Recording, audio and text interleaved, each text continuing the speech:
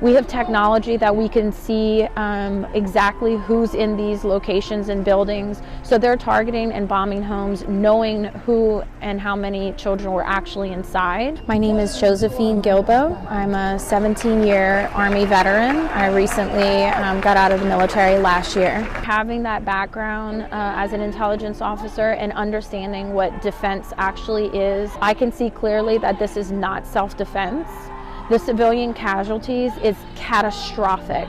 They're targeting homes filled with children. The elite that sit in Capitol Hill sit there and lie over and over and over. I just want to highlight one of the biggest awakenings that I think I've had the last few weeks coming here and lobbying with the senators and the congressmen is just how corrupt our government is. And that anyone that's in the military is simply just one chess piece that they use at their leisure for their own internal gain to protect their own internal assets and money.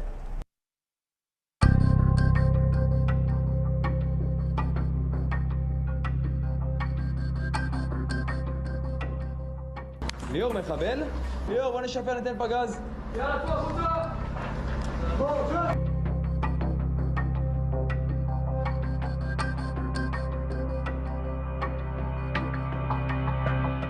תשע, מה קרה שם? באנו, פתחנו גזיג, כמו שבאנו מישהו קם, הוא התכופף, קם בא לכיווני, עשה לי ככה, 4 כדורים מרכז מסה. 14 לדרגה. הוא היחידי? לא יודע, רק פה. יכול שיש שם עוד. היה קצת בחדר, שעוד פעם. הוא עשה לך ככה, לא? עושה לי לא ככה. Hey, pause it for a quick second. The guy they shot was deaf. So he's an old man, unarmed, and he's deaf. And they invaded his house, and they, as the guy just admitted, he capped him 4 times, because it's self-defense. Go ahead, play the rest of that clip.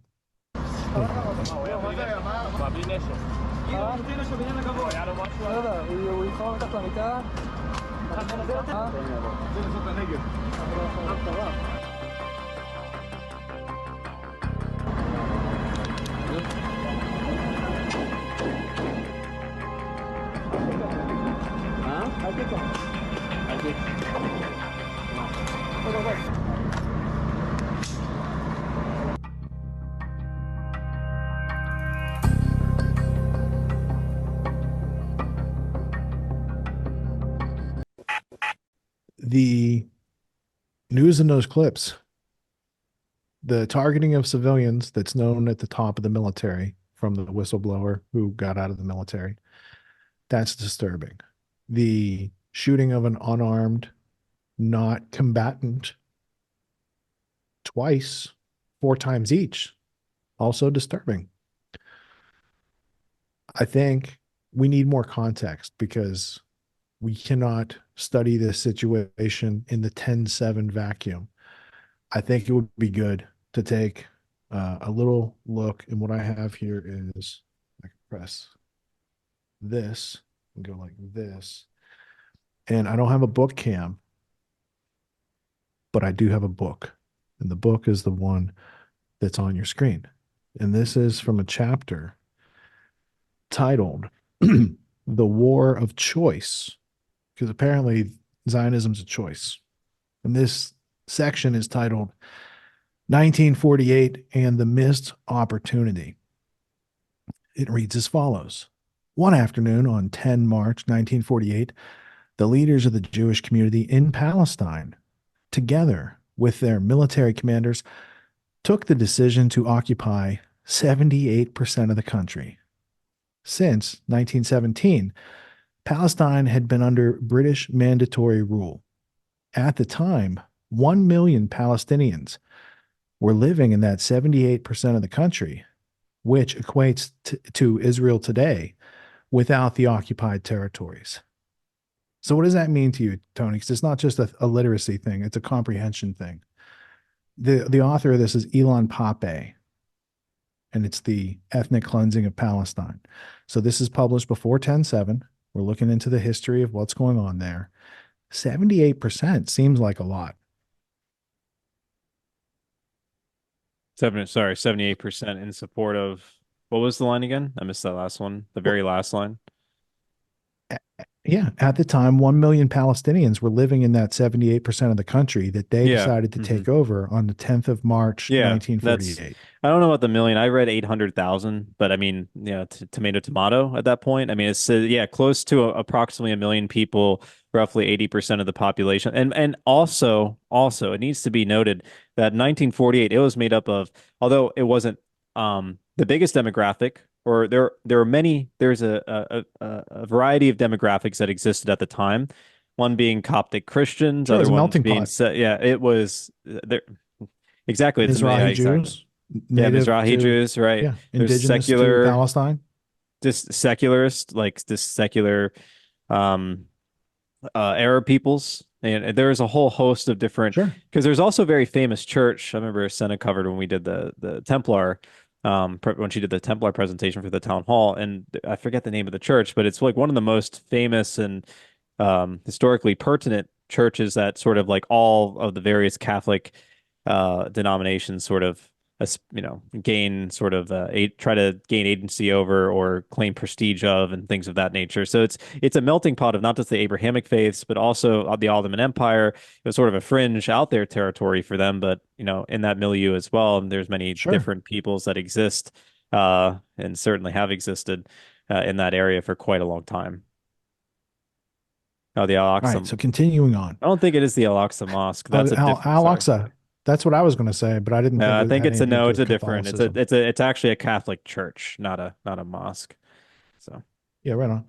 and not built on the All right. Temple Mount because The that's the issue with the leadership, Al-Aqsa Mosque. Sorry, good. sure. The Zionist leadership, because it says the leadership, but we're talking about the Zionists making this decision, decided to expel most of the population. That evening, orders were dispatched to the forces on the ground to prepare for a systematic eviction of the Palestinians from large areas of the country. The orders specified how the expulsion would take place: large scale intimidation, laying siege to villages, bombing neighborhoods, setting fire to houses and fields, forced expulsion, and finally, the planting of TNT in the rubble to prevent any of the expelled inhabitants from returning. Each military unit received a list of villages and neighborhoods to be demolished and its inhabitants to be expelled. The plan and the means by which it was to be carried out were included in a clutch of documents called Plan Dalet, or Plan D, which followed Plans A, B, and C, all prepared by the Zionist leadership from 1937 onwards. You mean this was planned before World War II? That's interesting. Continuing on, and which broached the idea of ethnically cleansing Palestine. Now, I have another paragraph to read, but let's just revisit what I just read. Comprehension wise, what does this mean to the official story of why things are going on today?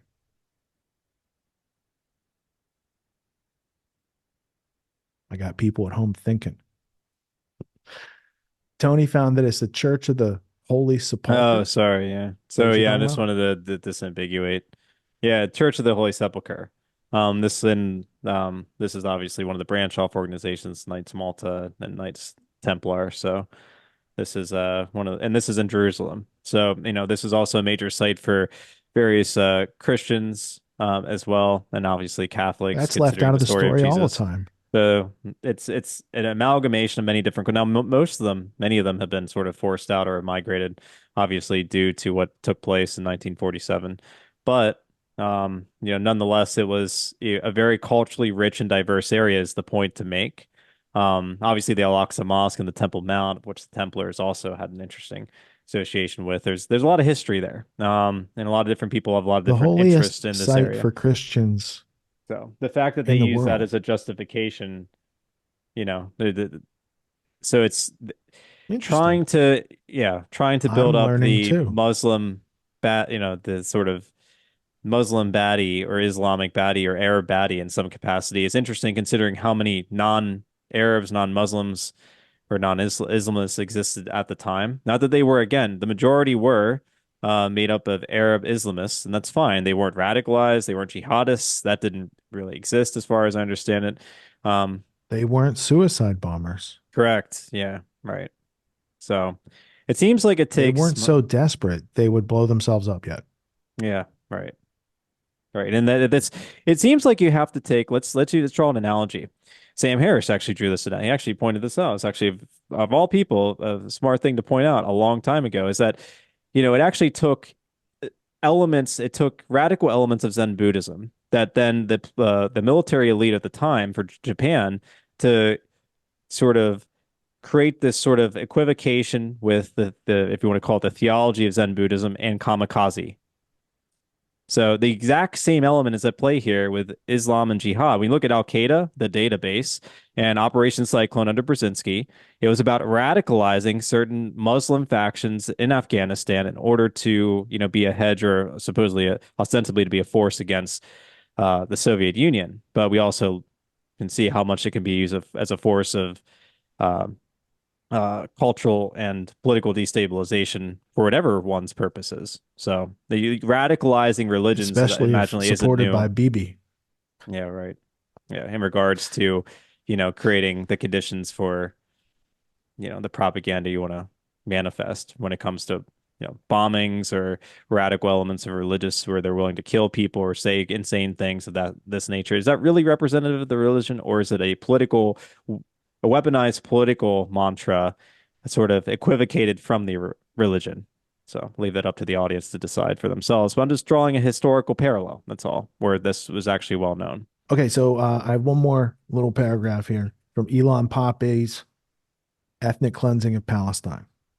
So it reads as follows. And I think this first sentence is a limitation of his perspective at the time when he wrote this, because I would more accurately describe this like he's going to say this phrase, Jewish community.